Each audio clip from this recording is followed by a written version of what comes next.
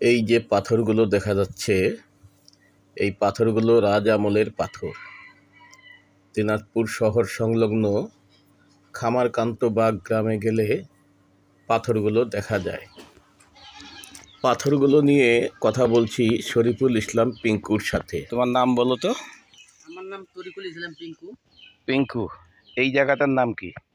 এই জায়গার নাম হচ্ছে খামারকান্তবাগ বলে, গাবুরায় শালবাড়ি বা গাবুরা বলে।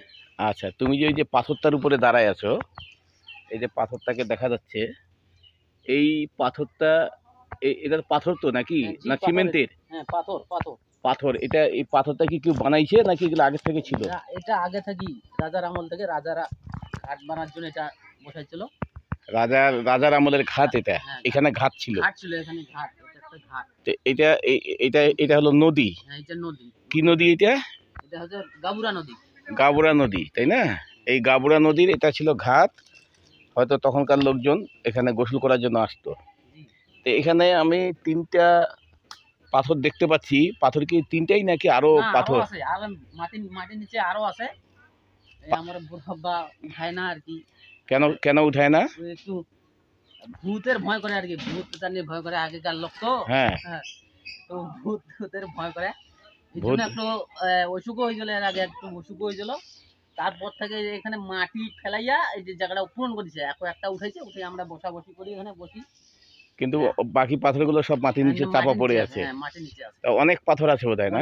এরকম রাজার আমলের পাথর।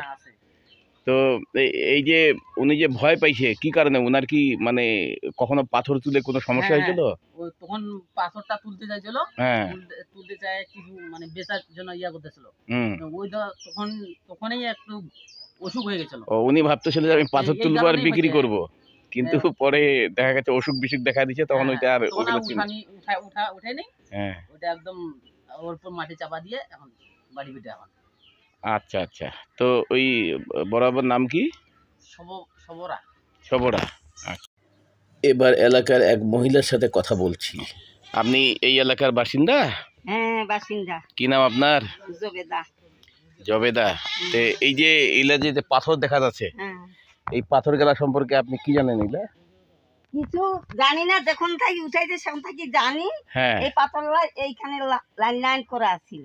কতগুলা ছিল আনুমানিক? একটা 10-12টা নাকি 20টা আছে।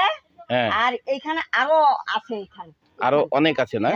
আপনি নিজে দেখিছেন এগুলো? নিজে দেখা। আর ওইখানে আরো আছে। ওইদিকেও আছে? হ্যাঁ, ওইদিকে আছে।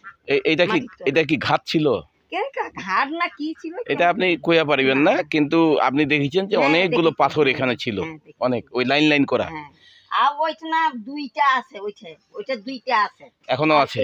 একটা আছে এখানে দেখাচ্ছে 1 2 3, 3টা এখানে দেখা যাচ্ছে। 3টা একটা বাড়ির ভিতরে একটা, 4টা, আর ওই পাকে 2টা। হ্যাঁ, ওই পাকে 2টা, 4 2 6টা।